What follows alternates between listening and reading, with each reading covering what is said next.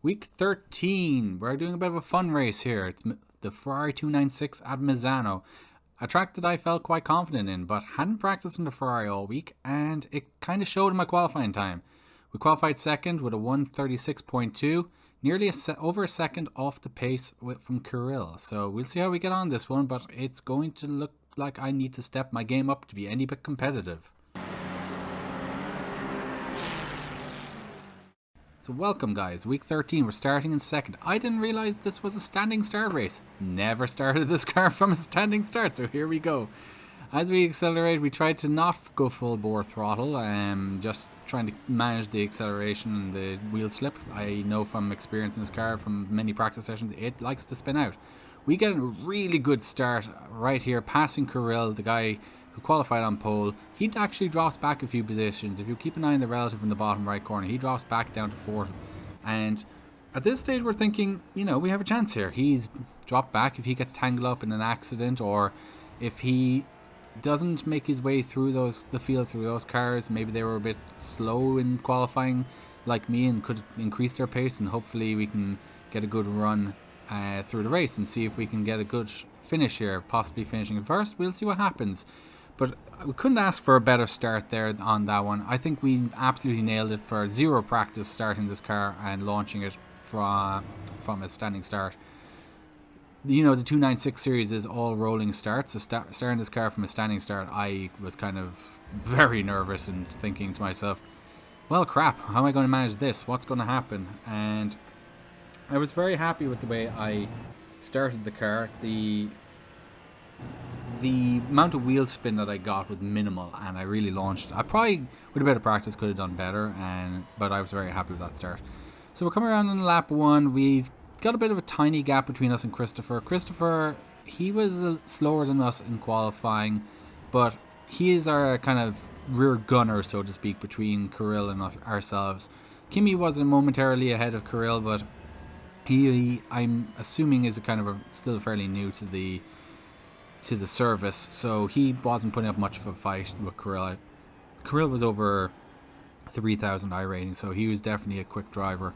And I don't know if it was the conditions with this race or if it was just a little bit of lack of practice on my part, possibly a lack of practice, but I was not hitting very quick lap times in these opening laps. I was doing 136s, a few 137s, and I did not feel confident in the balancing the throttle on corners like this corner where it's very easy to spin the car. And coming up to this kind of left-hander and then the following right-hander, I was turning in way too early. I learned from practice during the season one that I needed to take these corners a little later and kind of get a better run out of them rather than coming in hot. So I was working on my trail braking coming to these corners throughout the race, but it was something I realized after when I was watching the replay that I needed to hit those corners a little bit later, and I did a bit of practice afterwards, and I definitely gained time that way. And it was just one of those things where I was a bit rusty. I hadn't raced or kind of done any practice in the 296 all week, so the rustiness kind of kicked in a little bit, and it was something I needed to manage as we get Christopher coming up right behind us, coming into this kind of last complex of corners. Definitely felt good still coming out of that corner, but not as fast as I was in season one. I played around with my haptics a little bit before this race. I also played a little bit around with my force feedback. I was practicing a little bit with the Porsche Cup car, and I was trying to not dial in the haptics on that for locking up the wheels, and I think that driving that car kind of messed me up a little bit because it's a very different braking style with the 296. I find with the 296 you need to brake a little harder initially and then trail off. With the kind of Porsche Cup, and I could be wrong because I'm not the fastest in the Porsche Cup, I'm still learning the car, but it feels like I needed to be gentler on the brakes and kind of hold them a little longer, then trail off. With no ABS in the Porsche Cup versus ABS in this, I felt like I could abuse the brakes in the 296 more than I could on the Porsche Cup. So, yeah, just going from car to car is something I need to learn. As I said in season one, I'm learning iRacing, and I like to just stick with one car for that first series. If you didn't check that video, go check it out. There's some interesting races, some mistakes on my part, some mistakes on other people's parts. There's a few questions I have in there that I could use your guys' input on.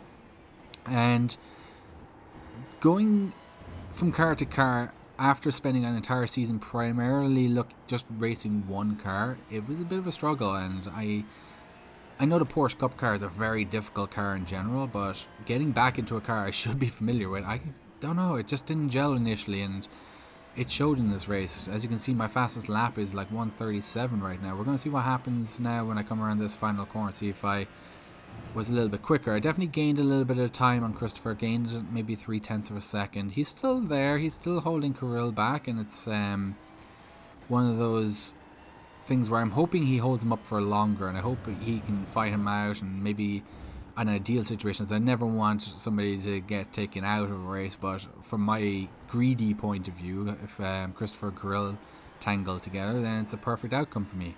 That lap time was a 1:36.6, a little better, but definitely a long way off of my faster lap times, which were 1:35s. I, again, still getting back into the swing of the 296, and as I said, the lines through this corner and the following corner were definitely a little off. I'm turning in far too early, but week 13, it's an interesting week on iRacing. It's got a bunch of unranked races. I didn't really want to delve into any of those. There's a bunch of tracks that I don't own, some cars I don't own, so I didn't want to necessarily go buy a whole new track or a whole new car just to mess around on week 13. I took week 13 as kind of like a trial and kind of like a tweaking and tuning period. It's, as I said, I was playing around with the haptic motors on my pedals to see if I could get a little bit more feedback. I was very happy with the throttle for the way I had it set up on the 296, but the brake, I wanted to try and get a bit more feedback. I felt like it kicked on way too early, and conversely in the 296 and the Porsche Cup, I felt like it kicked on way too late. So there's a lot of fiddling around there, and I was creating some profiles and seeing what I could do, and spent a bit of time just playing around with it, and I didn't really dial it in, so to speak. I kind of left my 296 set up the way I had it in season 1. I felt like, yeah, I know it kicked in a little early, but I felt, let's be consistent. I know what to expect from the haptics rather than just mess around with it and then get completely messed up in the way it feels and then just lacking confidence through it. Kirill eventually does get past Christopher, as you see. He's catching us pretty quick. We're still doing 1:36s, and he did a 1:36 with only a 10th of a second off of our time fastest. But I'm keeping an eye on him. I'm seeing, I know he's there. know he's quicker. I'm going to put up a bit of a fight, but also in the back of my mind, I'm thinking it's week 13. This is a ranked race, and I don't want to lose a ton of iRating because it was a weird week 13 in the 296 is weird. There's only one split, so there was people in here like Kirill who have over 3,000 iRating, and you're up against rookies who don't have any iRating. I noticed in qualifying some people were braking for this corner, which is flat out, and generally from the lap times that were set, not everyone set a lap time, but from the lap times that were set, there was almost 10 seconds gap between Kirill's time and the slowest guy who qualified. So definitely a weird mix here, and the strength of field was quite low. It was like 1200 and something, so I wasn't too keen on getting tangled and losing a bunch of places and then losing a bunch of iRating. As you see here, I back out. Kirill's on our inside. I back out. I let him through. I'm thinking, you know what? It's not worth the fight or getting into an accident. I started second for a reason. I wasn't on pace with this guy. Let's see if we can keep with him for the rest of this race. Perhaps we'll come across a back marker or two that'll hold him up, and we can, maybe he'll make a mistake. Maybe we gain a bunch of speed suddenly just by following his lines. And you know, sometimes that happens when you follow a car. It's much easier to gain speed, and that's kind of what I was hoping for. I was hoping to gain a bunch of speed. He was the second lap faster on that last lap than us, and he's already pulled away a bunch. That kind of double right-hander into the left onto that straight, I just really struggled in this race. And I've always struggled through there, but definitely struggled more in this race. He's already pulled a gap where he goes a bit deep here, taking a slightly later line, but yeah, it's just trying to keep up with him and seeing what happens towards the end of the race. Mistakes happen. People lapse in concentration. They run wide, they get slowed down, they spin under brakes. It happens, even to the best of us and some of the most experienced. So this race is far from done. Even though he's got a nice comfortable gap and he was quicker, but the race is far from done. We're going to catch a couple of back markers. Jason and Jamie are only 16 and 20 seconds ahead, and as I said, some of these guys were very slow, so in terms of this strength of field. So definitely one of those things where we are playing and trying to keep a decent gap, not let him get too far ahead, trying to not spin out, be cautious on our accelerator, not spin out on the brakes, and get back into a rhythm as we gear up for Season 2. Season 2, I was humming and hawing over changing series and seeing whether or not I wanted to try a different car. As I said, I was practicing a bunch with the Porsche Cup car. I know that's quite a competitive series, very tricky car. It will make you a better driver if you can get the hang of that car, so I wanted to try and see if I could hang out with some of the bigger guys. My iRating was gaining a lot in the 296 series, and I was very pleased by that, but the measure of your, let's say, your driver's skill is racing against people who are better than you, like Kurilla in front, seeing if you can hang with the big boys.